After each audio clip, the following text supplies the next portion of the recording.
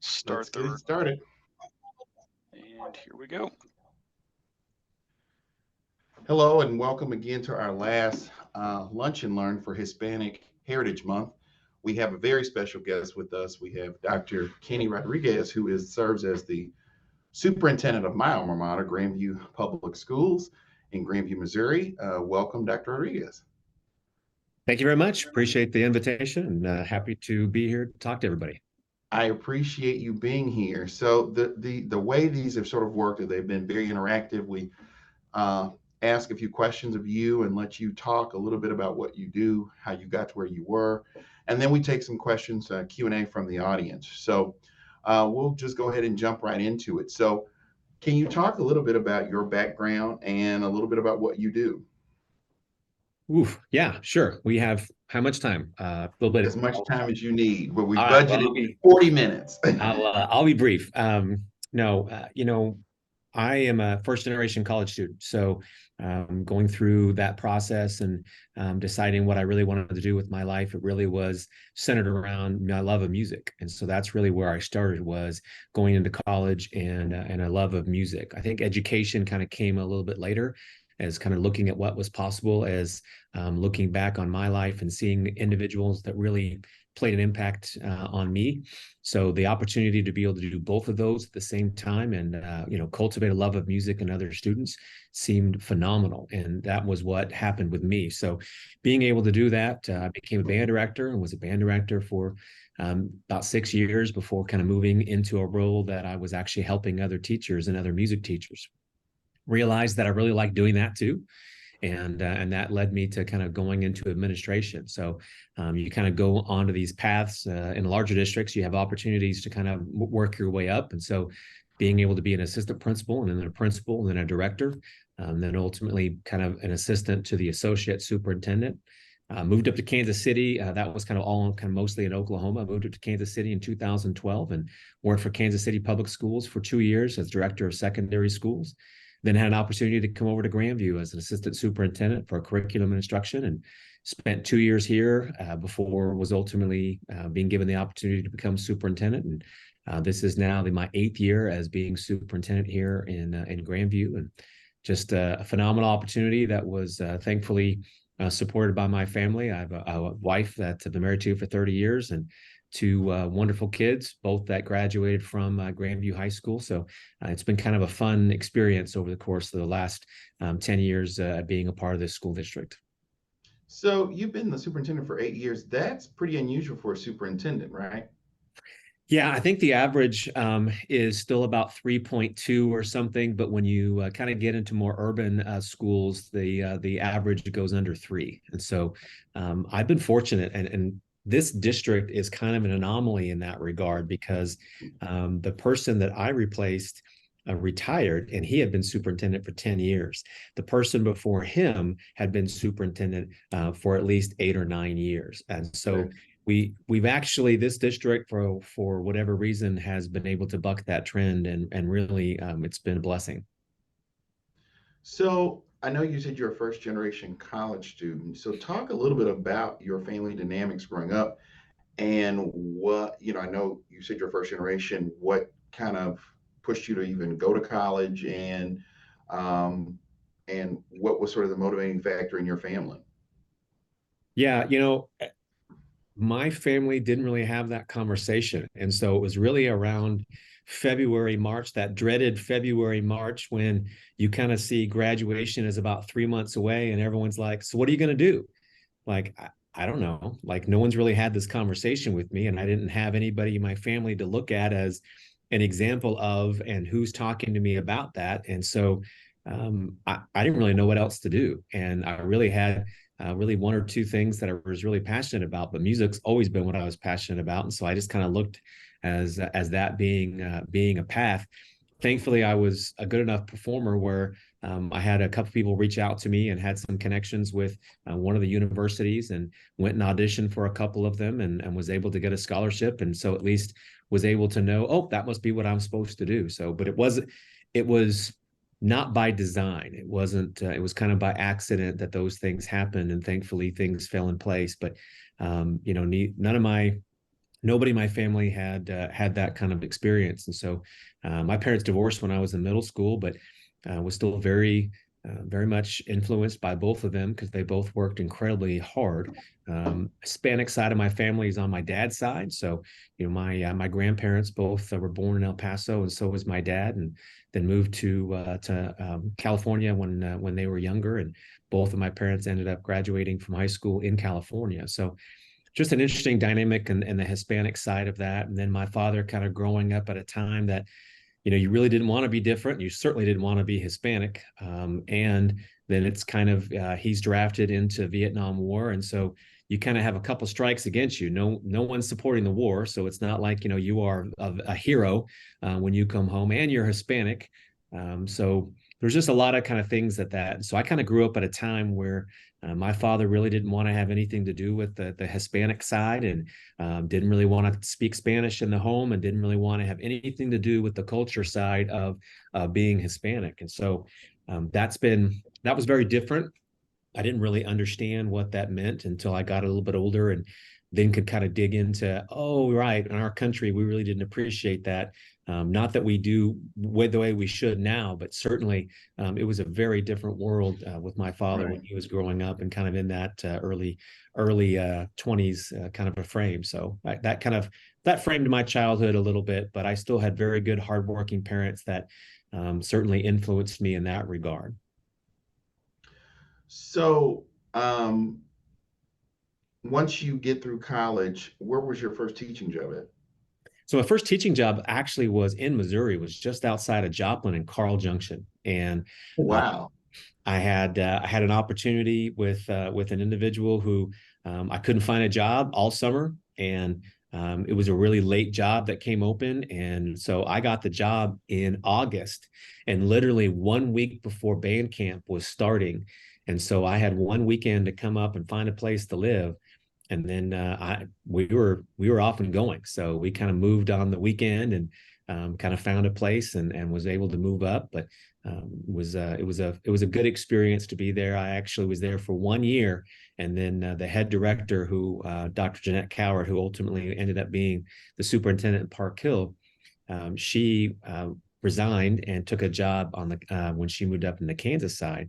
And so I actually took over that program in my second year. And so that was kind of thrust into another leadership role that's kind of been a fun part of my history over the years. And what was that sort of, I guess, click for you when you took from being a teacher to the administration? What made you do that? Because it's kind of like going over to the dark side and teaching. Because it's like, when I talk to people, it's like, I don't ever want to be an administrator. I don't want to do that. I just want to teach. Or then there's people who are administrators, like, I don't want to be in a classroom. I've done that. I've done my time. And like, there's usually people that, I mean, do you miss teaching? I miss it all the time. Mm-hmm. There's, I think that's the reason why I love going into school so much. And I still do anything that I can to go in and maybe be a little different than some other superintendents that people may have known and such, just because I still miss it. I mean, I loved it. And I didn't get out of it because I didn't love it. I was kind of at an opportunity where I was in between jobs, and I wasn't sure what I was going to do. And I actually had an assistant superintendent that was a friend of mine, who talked to me and said, have you ever considered going to administration? Which, of course, I said, absolutely not. I've never considered that. And she just made the correlation between what I was doing and what she looks for in assistant principals and principals. And she said, this is what you do as a band director. All these things and these litany of conversations. She said, those skills, that's exactly what I look for whenever I hire principals and assistant principals. And so that really impacted me. And so, like I said, I had an opportunity to start working with music teachers as opposed to being a classroom teacher while I was getting my master's degree.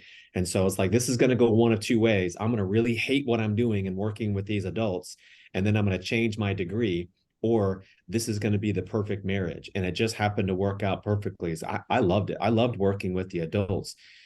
I think my goal was always to try to expand my opportunity for how do I impact kids? And so how do you expand that opportunity? As a classroom teacher, you do have an opportunity to impact a lot of students, but it's still very limited in scope. So it's like, gosh, what would it be like to be able to impact even more students on a different level? And so I've always looked at that as kind of my career path, and now being able to impact 4,000 students. But that's very different than if I had 130, 145 students when I was teaching.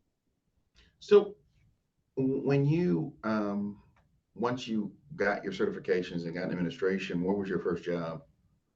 So my very first job, I was actually an assistant principal at an alternative school for about 3 weeks. And it was fantastic. Like, I loved every minute of that. I had a principal who was a little nuts, which was kind of fun. And I realized that you have to have a little bit of that anyways. I was gonna say, you have to have that in an alternative school, right? You've got to be a little 100%. Like, crazy. you got to be a little different, because again, you're working with a population that's a little different. And but it was the best time. I had a blast. And then the district moved me for the rest of that year and the next 2 years to be an assistant principal at our program. This school was about 850, 900 students in a high school that the focus was around fine arts. And so they looked at it as a good marriage between my background and what they needed. So they had a late opening. And so they moved me out there. And then I spent the rest of that year and the next 2 years as an assistant principal at Central, their Central High School in Tulsa. Okay. And what brought you back to Missouri? Really, my in-laws, again, I've been married for 30 years. And at that time, my in-laws moved up here on the Kansas side. They were living by the Speedway, and they moved up there right after the Speedway was built. It's like Legends is not there. There's nothing out there at all. And he got transferred. He worked for the power company. So they moved up there. So we were always going, even when I was working just outside Joplin, we'd come up to Kansas City, and it was a lot of fun. So when we were looking for opportunities, and I'm kind of looking for my next step of moving into higher into district administration, Kansas City was always a place that we were looking at. And I actually had an individual that I was working with at the time that was from Kansas City. And he said, you're going to love it. He said, it is a fantastic place to raise a family. And he said, it's a lot like Tulsa. It's just bigger. And everything that he said to me was exactly right. Once I moved up here, it's like, this is exactly what I'm used to. There's just more opportunity. It's a little bit bigger. And it was just a phenomenal move. But yeah, it's just kind of timing. I needed to be somewhere close to family at that time. My son was in second grade. My daughter's in gymnastics and she's in middle school. And so we required a lot of extra help if I'm going to work for district administration and not necessarily have time to be everywhere that needs to be in terms of taking kids back and forth. So it worked out really well to be close to them. Well, as someone who's from Kansas City and has a lot of family in Oklahoma, I don't know that I would put Kansas City and Tulsa in the same boat, but I digress. Well, Kansas City's much, much better. How's that? It definitely is on another tier, but truthfully, it's on another tier now than even it was when I moved up in 2012. Yeah. I wouldn't even compare the two now. It's even better than what it was in 2012 for sure. Yeah. Now, I know as a superintendent, you actually were a superintendent during COVID. Talk a little bit about that process as a superintendent, right in the early days of 2019, where the pandemic is coming, the adjustments you have to make, both not only for students but for staff, because it's been a hard 2 years for teachers, for administration, for school districts.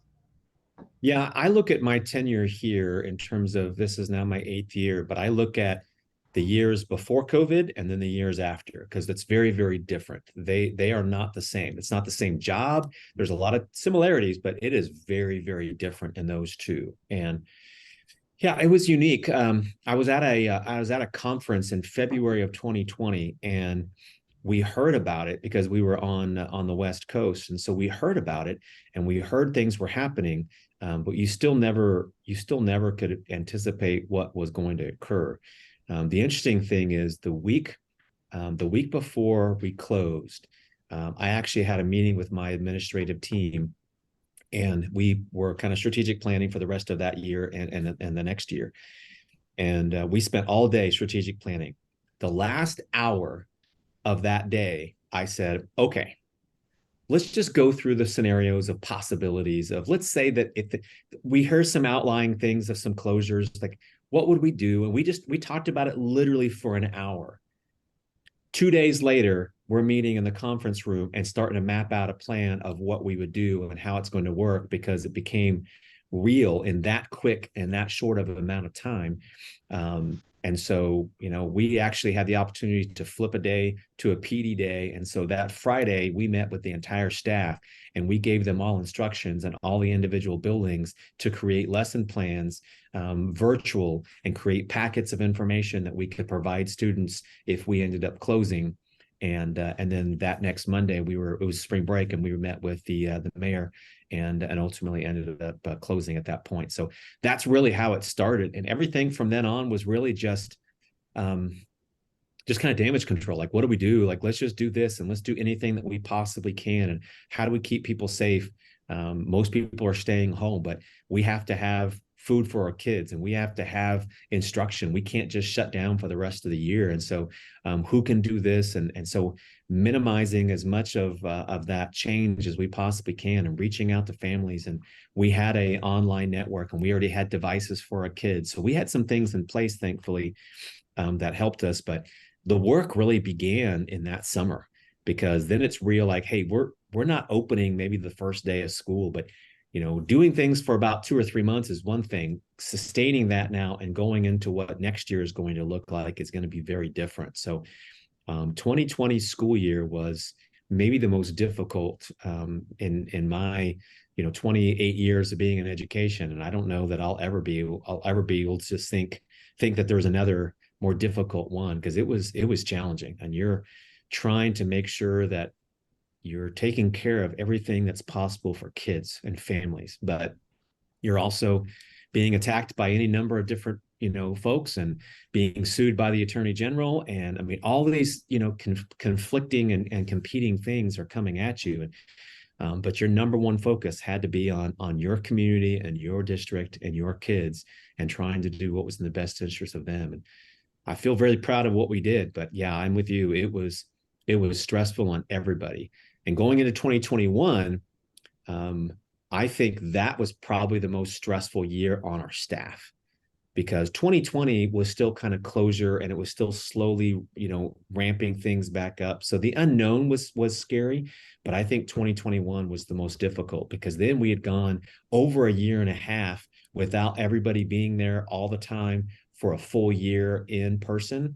And so staff had to then be on 5 full days a week again, and they're still dealing with other things from their families and back. So our staff had to work incredibly hard. I would look at 2021 as being maybe the most stressful for our staff, and we had to do a lot of things to talk to them. And I'm not sure that it was ever perfect, but I still think we did a really good job of keeping students at our core and making sure that we took care of them. But it was, man, that was a rough couple of years for sure.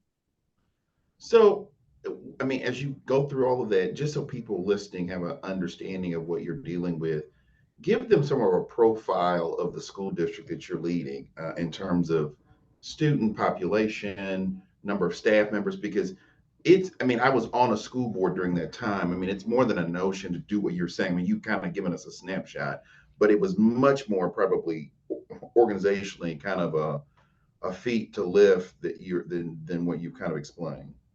Sure. I mean, Grandview's obviously, you're just south of the downtown kind of area, and certainly we have a Kansas City side and a Grandview side, so we go all the way to state line. But about 3,800 kids, 3,850 and change.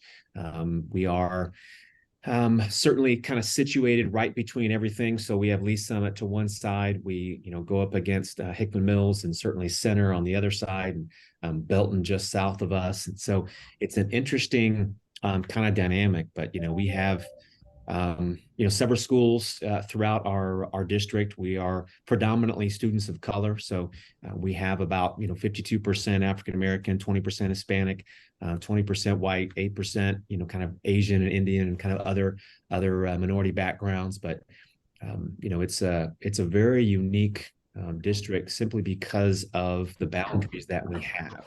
You literally will have boundaries on Center and Hickman Mills side, where one half of one street will be one school district and one will be another.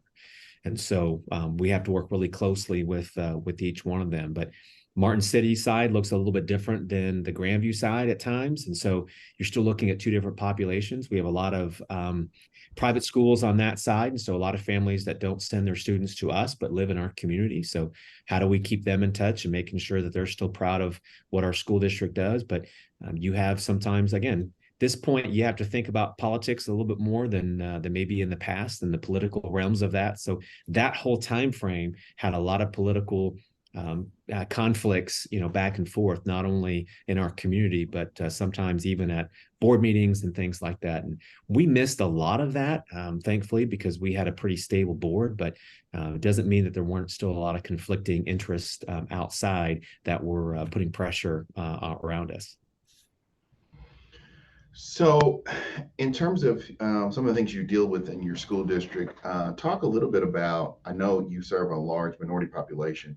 So what are you guys doing in Grandview in terms of like teacher recruitment to making sure that there's equity and parity amongst your teaching staff, and making sure some of your programs reflect the diversity of your population? Yeah, I think no matter what, we are always going to struggle with that across the country. And partly it's because it goes back to, are we really making sure that we are recruiting as best we can in our high schools through our colleges? And then how are we supporting them through that process? But right now, one of the things I'm really excited about is, we do have an opportunity where we are able to kind of work and do some recruiting off campus and go to some predominantly colleges of color and really take our team. We actually have a diversity recruitment team and goes out, and this year we'll spend some time going out and making sure that they are working with those universities and doing anything that we can to get students as quickly as possible, but more importantly, to kind of share the good words and the good news of what we're doing here. So in my mind, it starts with a lot of other things too, of what are we doing for all of our staff? So what would set us apart from somebody else? Because we all work together pretty well. So it's really not about me pointing fingers at somebody else and saying, well, don't work there. You want to work here because they are this. I don't care what everybody else does, but I am going to be very proud of the things that we do to make sure that we are supporting our students, but also our staff members. So, some of that has to do with social and emotional health and making sure that we're providing that. So, hey, not only you as a staff member, but your students are going to have access to a variety of programs and individuals within our schools. So when you have challenges, I don't necessarily look to you that have to solve those or to be that person and be everything to everyone, but you're going to have access to resources while you're here so that your students have everything that they need to make sure that they're being successful. We're going to continue to talk about cultural competency, and we're going to talk about what it means to really teach students of a different background than your own. Because no matter what, everybody has a different story, and not everyone is going to be the same. So even though you might look the same as your neighbor, your backgrounds are going to be extremely different, and that's part of who you are. So what does that mean to really teach and build relationships with someone from a different background of your own? And so, we go through a variety of different trainings and things and really just make it real. It's not about pushing one agenda or another. It's just about sitting there and saying, what are the challenges that you're facing? Let's make sure that we talk about those and make sure we're doing right by kids. We always keep that kind of at our core. With our students, it's also about providing them opportunities, saying, I want to make sure that when you're in elementary school, that you're not just locked in and understanding that, well, I want to be a doctor or a lawyer or whatever, because this is all I think, or this is the only things that I think that I can do. Let's expand that opportunity for you so you see anything is possible. We have had second and third graders talk about being project managers through different programs that we've had that they've never had that understanding before, but then we expose them to that. They're like, oh my gosh, I'd be really interested in that. So then fast forward to when students are in their high school programs, trying to get them to see what's possible. If they want to be a teacher, then we're going to talk about what it means to be a teacher and what does it mean to be a teacher even in Grandview, so that when that student comes off and goes to college, that we know that, hey, you have a job when you come back. And so how do we make sure and bridge that? Because we know a lot of students end up moving back to the spots and the places that they grew up.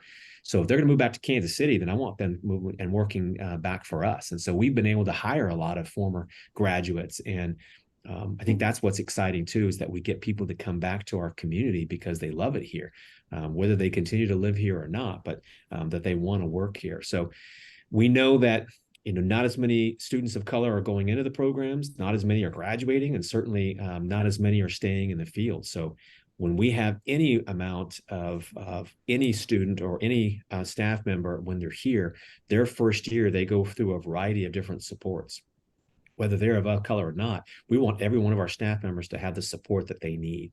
And so we provide that, and we follow up with them for the first couple of years of what can we do better? What do we want to change? And how do you be a part of that process? And I go out and have conversations with staff members as well, because we're not ever going to be perfect. We are all imperfect people leading imperfect peoples, but how do we work together to solve the problems that we have? And I think that's been my message with our staff members for the last several years, especially coming out of COVID, of, hey, none of us were prepared for any of this. We're still living in a world right now that we didn't know what's this really going to look like moving forward because of everything that happened during that time.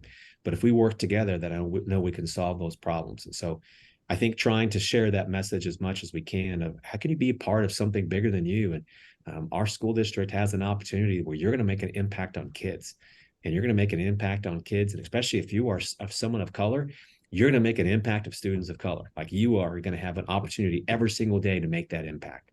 And I know that makes a huge difference to individuals that have that passion. So, I know during COVID, especially in healthcare, a lot of people left the profession. And I say all that because, I know in most communities, not all, but in a vast majority of communities, the school district is the largest employer. Yeah. Did you find right after COVID that a lot of people left the profession? Or did you find a lot of people returned as usual? A little bit of both. We had a string of retires. So especially in 2020, when that was kind of happening, we had several retire, and we've had a few over the last several years that just wanted to get past it.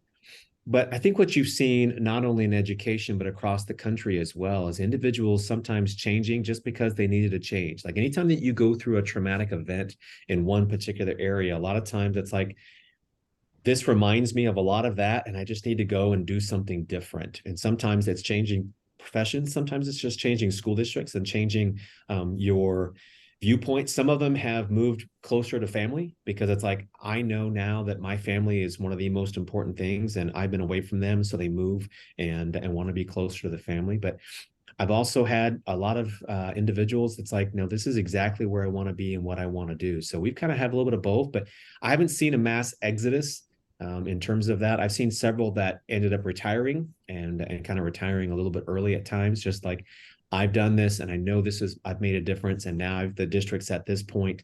I know I couldn't have retired in 21. I needed to see this through. But we do see people, certainly even in the state of Missouri and across the country, that are not staying in the profession even before. One of the things that I've said, and several others have said across the country, is I'm not sure that there are things that the pandemic created, but then there are also just a lot of things that existed before the pandemic that just accentuated once that happened. Right. We had a teacher problem before. We had not that many people were staying in the profession. So we've had this conversation in the state of Missouri for many years. This just made it worse and just accentuated that, I think. So thankfully for us, we've not seen a mass exodus, but I will definitely say that across the state and across the country, it is definitely still something that exists. And in terms of the school district, in terms of how, I know you said that students are everybody's back in person. Are you finding there's still some hesitancy amongst parents of bringing their kids back in school, or you think everybody's sort of past that in terms of your school district?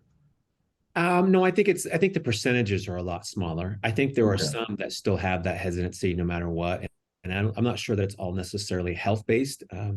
I think we do see it, ebb and flow as, COVID is still the thing. It's not ever going to be gone. So I think it's still something that some do on that, but that percentage definitely has decreased. So when you went from 2020, and in that 2020 school year, we definitely were slowly increasing the number, but probably 40% of our student population stayed online the entire school year. So then you go into 21, and we still had probably 10-15% that were still going to stay online, even though we were in person. So that's gone down every single year. But I think, again, before the pandemic, we still had a viable need for virtual education for a variety of different reasons for students. And so I don't think that's ever going to go away. If anything, I think we've seen more families understand the need to be in person, those connections that are made. I remember talking to a group of students after the 21 school year, or during the 21 school year, talking to them about their 2020 school year and what that experience was like. And while they enjoyed a lot of things about it, just in terms of it was nice to be home, it was nice to have some things that weren't quite as stressful and being able to check in and log in. But they missed being there. They missed their friends. They missed those connections. And I think there's still always going to be that need for those connections for any number of different reasons.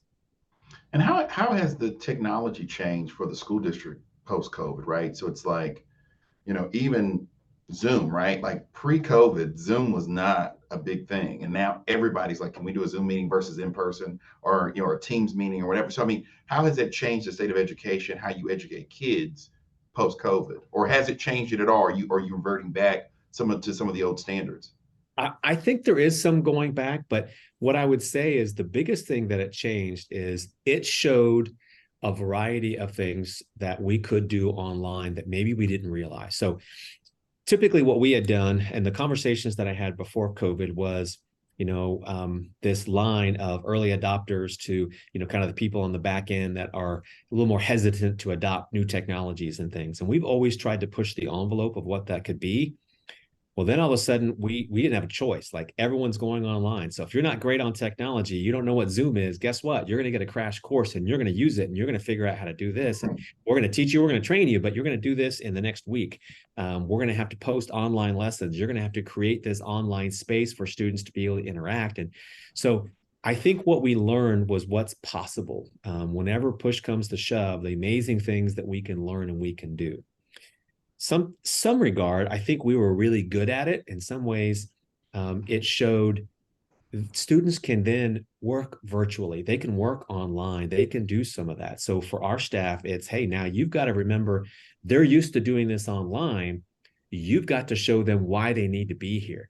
Let's get that experience. So you accentuate them working in groups, working in teams. These are the things that maybe they couldn't do online, some of the things that you need to do, because we had some students that were still struggling with attendance because it's like, I can keep up. I know I can do my stuff online because, again, we got really good at posting everything online. Here are your lessons, here are everything, because we wanted students to have that access and that opportunity. But then when we have to make sure that we brought everybody back, I think we struggled with that just a little bit. But no, I think there was a technology kind of boom, but I definitely think there's a swing back. So where's the happy medium between what you just said? Some meetings, it's great to have some Zoom meetings. It really is.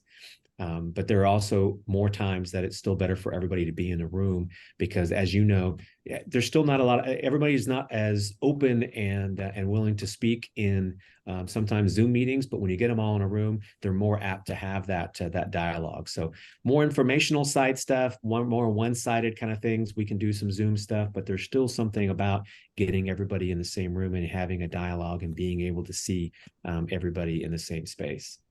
Yeah. Well, if you are still listening here, we are going to open up our Q&A section. You can click that tab on the Q&A section. If you have any questions, we'll ask some questions to Dr. Rodriguez before we wrap up here, if anyone has any questions for him. But while we're waiting on folks to put their questions in the chat or in the Q&A section, I did want to bring up, too, when you were talking about this idea of this cultural competency piece, how does a school district or how does your administration go out in terms of recruitment of teachers and staff into your various buildings? What kind of qualities are you looking for? And what are you doing not only from the recruitment standpoint of actual people you want to hire who are hire ready, but like folks in the high schools to try to recruit them into the profession itself? I think the number one thing that I ask every interview that I'm in is why us? I want people that want to be here. And it doesn't mean that they have to know everything about us and things like that, but I want people who want to work in a predominantly kind of urban core school. I want somebody that wants to work with students in our population. And again, predominantly students of color. I want you to want to work here, and I'm going to help you. I'm going to guide you. Doesn't mean you got it all figured out, but I want people that want to be here. So I think number one, we're looking for obviously quality people that know what's going on. They've got their degrees, they've got the certifications, they got everything that they need, but that is one small piece of a box. The rest of it really is around what are we looking for in terms of what positions, but then why do you want to be here? And are you really, ready to dive into what all that means? Because there's a lot of work that goes into being an educator. There's a lot of work to being a teacher. There's a lot of work to being a para. There's a lot of work to being a bus driver. There's a lot of work, no matter what position that you're going to be in. There's a lot of things that go into that. We're going to help you. We're going to support you. We're going to, do everything that you need. But I also need to know that you're ready to dive in and really be a part of what we're trying to accomplish here, which ultimately leads back to student achievement and making sure that you understand how your role, regardless of what position it is, ties into that. Right, right. Well, I really appreciate you, Dr. Rodriguez, for taking time with Swope Health today and talking a little bit about your journey and what the school district is doing and how you really have been a trailblazer in your own right. I'm looking beyond the fact that you are a OSU man, but I still like you. I still respect you, and but I really do thank you for taking the time. And I'll open it up for any last parting thoughts or any last parting words for our Swope Health employees.